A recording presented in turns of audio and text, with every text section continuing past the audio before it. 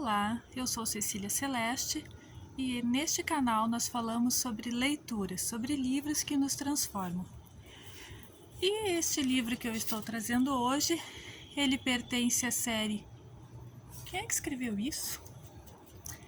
O Alienista, do Machado de Assis, mas quem é que escreveu isto?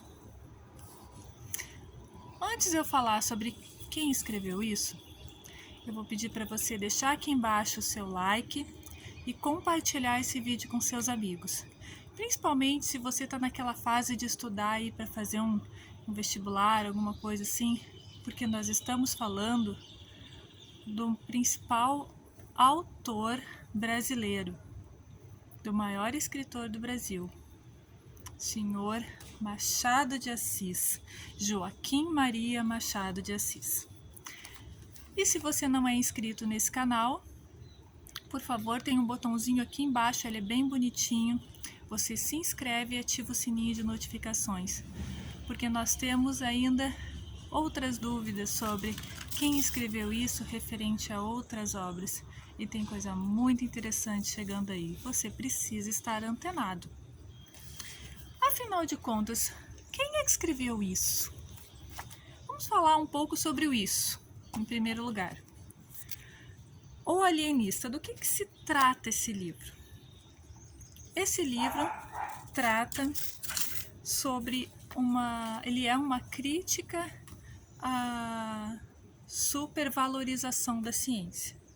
A história se passa ali numa cidade tranquila e pacata em que um médico resolve fazer estudos sobre a loucura. Eu não vou entrar muito no detalhe do livro, porque aqui não é uma resenha propriamente do Alienista. Eu quero falar sobre quem é que escreveu isso. Mas vamos nos situar aqui. Essa obra trata da questão desse médico aí que ele queria estudar sobre a loucura e a cura da loucura, enfim. E aí ele faz umas coisas muito bizarras, assim, muito impressionantes. O livro é excelente, nossa, maravilhoso livro, né? Quem afinal é louco na cidade de Itaguaí. Mas vamos tratar sobre quem escreveu isso. Vamos pensar na loucura e vamos tratar sobre quem escreveu isso. Esse senhor, Joaquim Maria Machado de Assis, ele nasceu no Morro do Livramento, no Rio de Janeiro. Se você é do Morro do Livramento aí, ou conhece alguém do Morro do Livramento, já esteve no Morro do Livramento, já viu o Morro do Livramento pela janela aí do seu edifício, deixa aqui seu comentário, fala um pouco aqui sobre o local com a gente. Então, ele nasce no dia 21 de junho de 1839. Em 21 de junho de 1839, nasce no Morro do Livramento, na cidade do Rio de Janeiro, um bebê mulato. Bom, o que tem esse bebê mulato? Nós estamos em pleno Brasil escravista. Se a gente ainda tem muita discussão racial hoje em dia, né? Ainda se tem. O racismo tá aí, não vamos negar, né? Imagina o que era em 1839. Então, nasce um menino pobre, mulato, epilético e gago. Aí ele veio com quase todo o kit, né? Quase o kit completo para ter muitas dificuldades na sua vida. E além disso, quando ele é criança ainda fica órfão de mãe, ele perde a mãe, poxa vida. E aí o pai dele se casa de novo e a madrasta dele ensina ele a ler.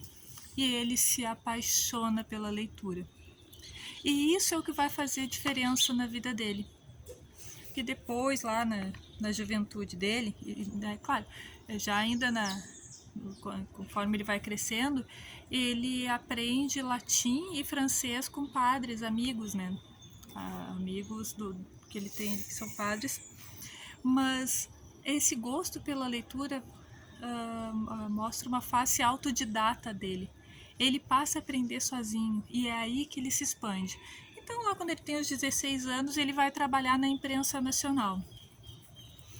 E esse gosto pela leitura, essa coisa que ele está sempre querendo ler, isso ajuda ele na sua ascensão profissional, porque ele vai conhecendo pessoas, né, vai tecendo novos caminhos, depois ele acaba se tornando, né, crescendo como funcionário público, e quando ele tem 30 anos, ele se casa com uma portuguesa.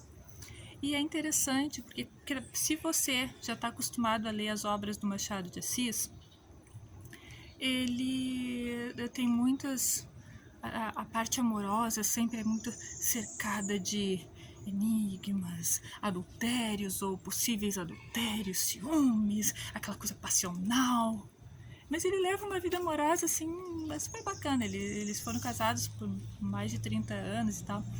Mas, então, até aqui eu falei de uma pessoa comum, assim, de uma pessoa simples. O grande diferença dele é que ele era autodidata, né? Mas existem muitos autodidatas entre nós. Acredite, eu já conheci vários. Tem. Mas a gente às vezes não os percebe, nem eles se percebem como autodidatas. Mas eu estou tratando aqui que no Brasil escravista, aquele menino pobre, mulato, epilético e gago, e que depois se apaixona pela leitura, quem será ele no futuro? Ele vai ser um dos fundadores da Academia Brasileira de Letras e o primeiro presidente da Academia Brasileira de Letras e o maior escritor, sem dúvida, que esse país já teve. E voltando um pouco sobre isso, porque estamos falando, quem escreveu isso? O Alienista, como eu já disse para vocês, ele trata ali de uma crítica a essa coisa da ciência em primeiro lugar, né? Você pode procurar na internet, tem um monte de resumo sobre Alienista, mas eu recomendo, francamente, ao tamanho, é um conto, né, gente? Ele é bem fininho. Vá ler esse livro, criatura. Na segunda metade do século XIX, pensa bem, ele nasceu em 1839, né? Então ele estava começando ali a sua adolescência na segunda metade do século XIX. O que está acontecendo no mundo no século XIX? Vamos considerar, lembra que eu falei que ele aprendeu francês e latim. Francês e latim são idiomas de origem europeia. Ele nasceu no Rio de Janeiro, capital do Brasil. Forte influência de uma cultura europeia, de um país que está recém saindo de uma colonização europeia. Então vamos trazer muito aqui da Europa, a influência gigantesca dentro do Brasil nessa época. E ainda é até hoje, mas naquela época muito mais. O que está acontecendo na Europa nesse momento? Segunda metade do século XIX, vamos lembrar? Está acontecendo a segunda revolução industrial. Eletricidade, aço, motor de combustão interna. Esse desenvolvimento tecnológico está trazendo à tona uma supervalorização da ciência. Ao mesmo tempo que a sociedade, e aí aumenta, né, as indústrias e mais produção, e aí as relações de trabalho elas começam a ficar assim um pouco mais complexas e tal. E nesse meio tempo vão surgindo outras teorias políticas também, vai se fortalecendo a ação dos sindicatos, e a gente tem as teorias do socialismo, a gente tem essa economia europeia precisando se expandir, precisando de novos mercados, precisando de mais matéria-prima, e para onde vai expandir, né? Tem um momento que há um limite ali entre essas concorrências aí. Eles começam a se expandir para outros continentes, é o momento do imperialismo europeu sobre a África, sobre a Ásia. A gente tem uma questão aqui na América também, que é um pouco que é própria da América. Eu não vou entrar aqui também nesse vídeo do detalhes sobre imperialismo e neocolonialismo do século XIX. Posso fazer outro vídeo sobre isso se você quiser. Se quiser, deixa aqui no seu comentário que eu faço. Mas o que eu estou trazendo? A gente está trazendo todos os elementos que não só na Europa, Estados Unidos, Japão, e isso se expande para outros países, como no caso do Brasil, e em especial na capital, que é o Rio de Janeiro, uma supervalorização da ciência, uma supervalorização da burguesia, uma supervalorização do tecnicismo, da questão industrial. E é nesse momento que o nosso querido Machado de Assis escreve O Alienista, criticando essa supervalorização da ciência, criticando até que ponto a gente pode explicar tudo segundo aqueles critérios científicos da época, porque depois se formularam outros critérios, né? Quem trabalha com ciência aí, quem é da área das ciências, né? Tanto as ciências exatas quanto as ciências humanas, sabe que sempre está acontecendo novas descobertas, né? Nesse momento que nós estamos vivendo, acho que ficou claro para todo mundo que sempre estão acontecendo novas descobertas. Então, é nesse contexto que o nosso querido Machado de Assis está escrevendo um livro para mostrar, para deixar essa mostra, esse legado para o mundo. Gente, calma. Será que a gente consegue simplesmente definir todo ser humano só pelos padrões, né, pela métrica de hoje?